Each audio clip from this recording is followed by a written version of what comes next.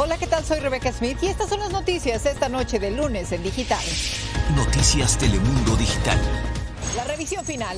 Los Centros para el Control y la Prevención de Enfermedades se reúnen mañana para definir la autorización de emergencia de la vacuna de Pfizer para menores de entre 5 a 11 años. Este es un paso importante en la lucha contra el COVID justo cuando crecen los despidos y las suspensiones de trabajadores que se niegan a vacunarse. Y miles de personas varadas tras las masivas cancelaciones de vuelos de American Airlines. Los afectados solo quieren dejar atrás la pesadilla y llegar a su destino. Cansada, estamos cansadas, si me miran las ojeras, no hemos dormido, andamos que ya no podemos.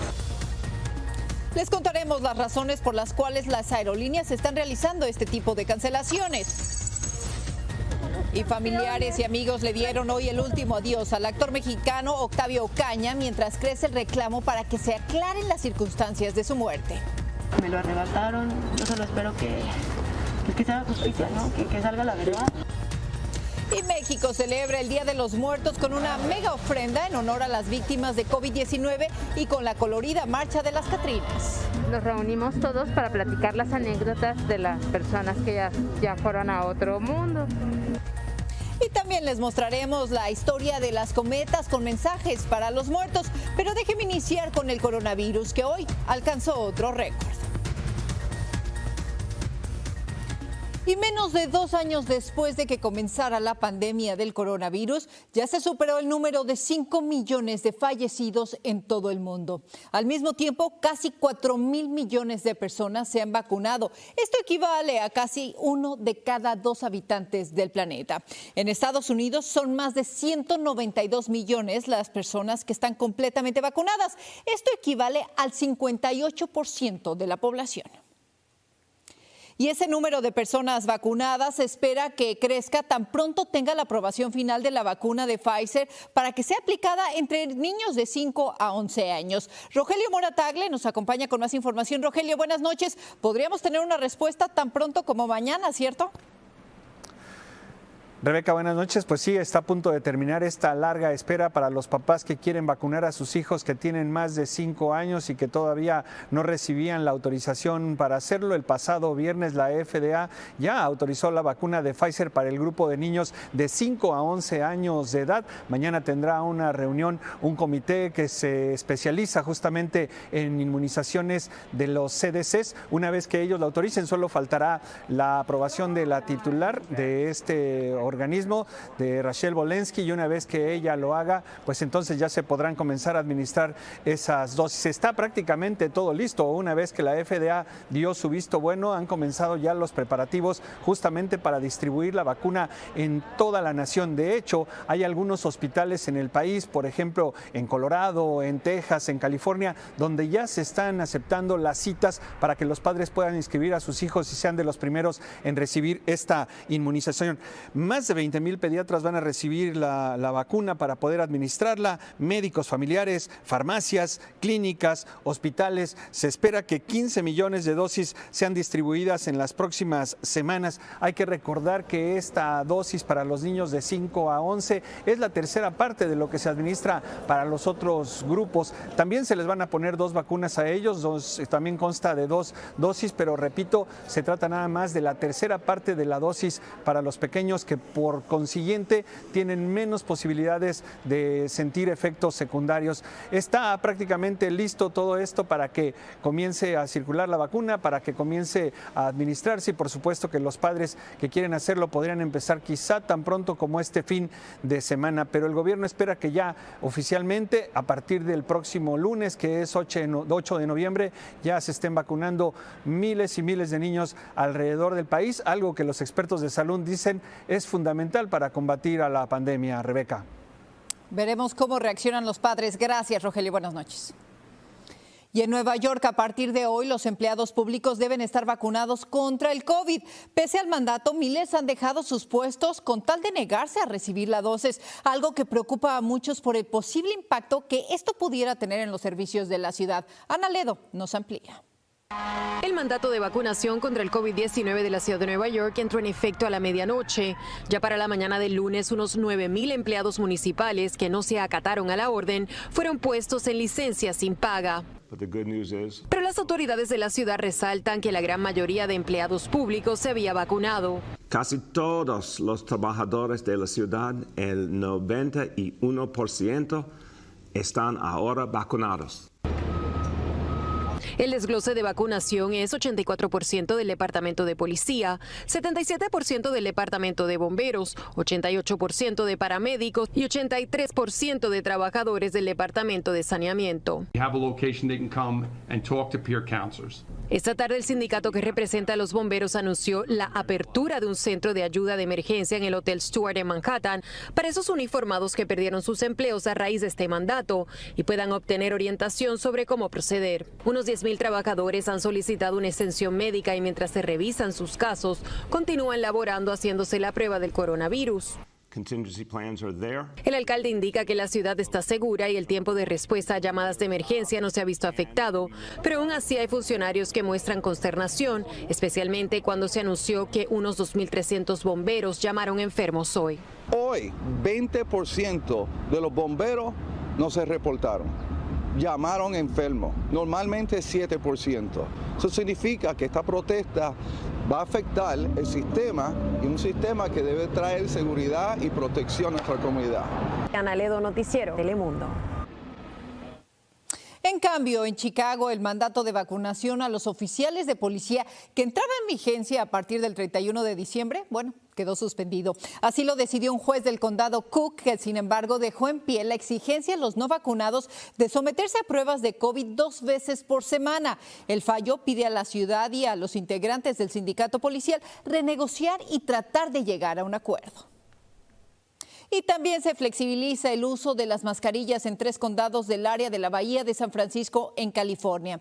Alameda, Contra Costa y Marin, junto con la ciudad de Berkeley, permitirán que las personas completamente vacunadas no usen cubrebocas en espacios cerrados, como por ejemplo oficinas, gimnasios y también centros religiosos. Y ahora nos vamos con los enormes dolores de cabeza que ha dejado American Airlines a decenas de miles de viajeros. Hoy, la empresa volvió a cancelar cerca de 250 vuelos que ya se suman a los más de 1,800 que no despegaron durante el fin de semana. La empresa alega que el mal tiempo en ciudades clave como Dallas, Texas, causó las cancelaciones. Eso sumado a la falta de personal para atender el aumento de la demanda de viajes, esto después de la pandemia. Los pasajeros varados hablan sobre el servicio. Tuvieron que llamar a la policía, la gente se alborotó, la policía muy amablemente nos ayudó. Nadie resuelve nada. No sabemos qué pasó, que tenemos que ir a coger al otro aeropuerto, a John F. Kennedy. American Airlines ha dicho que espera que la situación comience a mejorar con el regreso de 1,800 auxiliares de vuelo que se ausentaron durante la pandemia.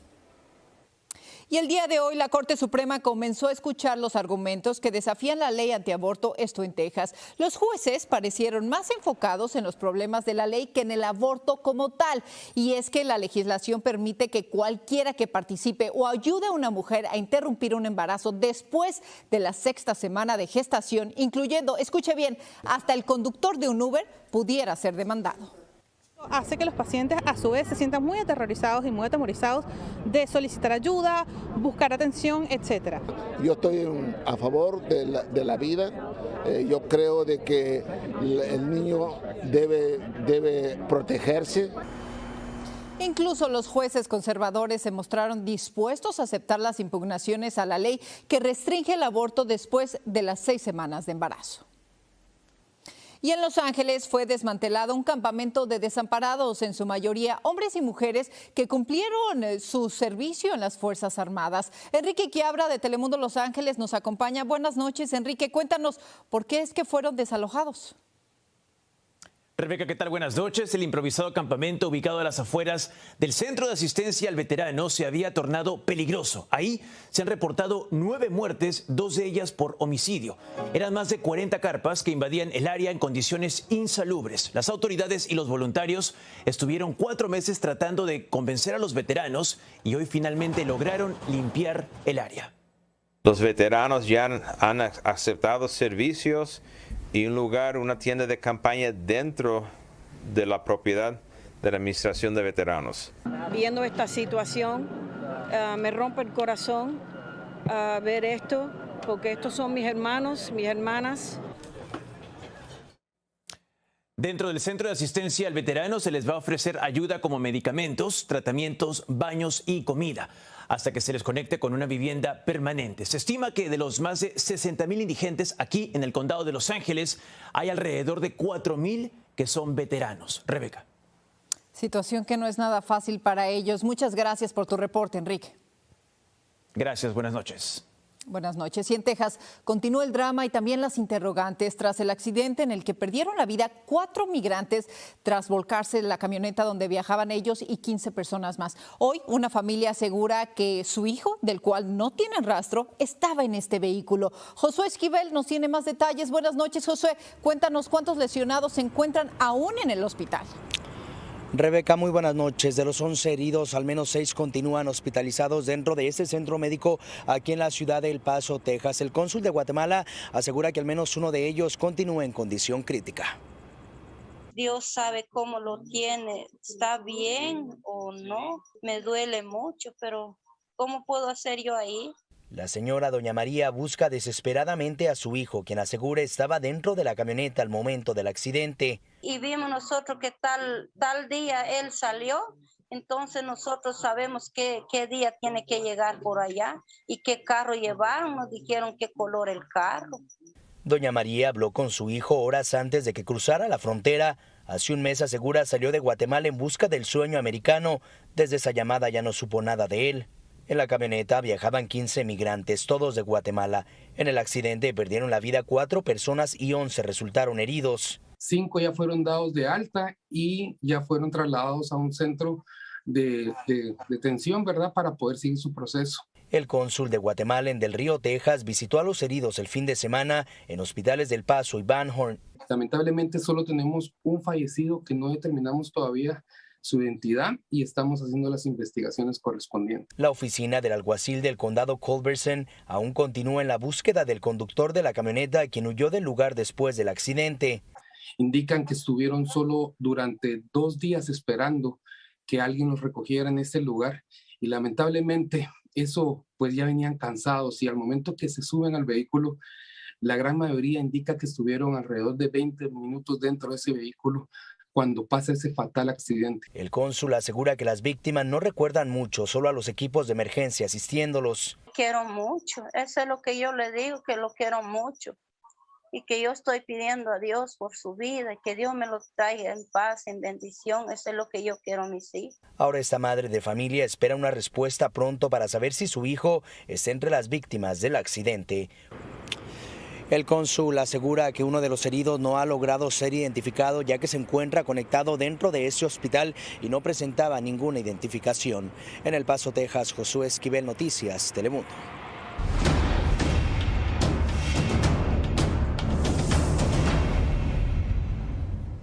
La Plaza Mayor de la Ciudad de México, el Zócalo capitalino, alberga una mega ofrenda en honor a las víctimas de COVID-19. El trazo de este monumental altar está basado en uno de los más importantes códices mexicas. Toda la ofrenda mide unos 200 pies de ancho. Las alcaldías de la ciudad, así como 20 pueblos originarios, participaron con una ofrenda cada uno.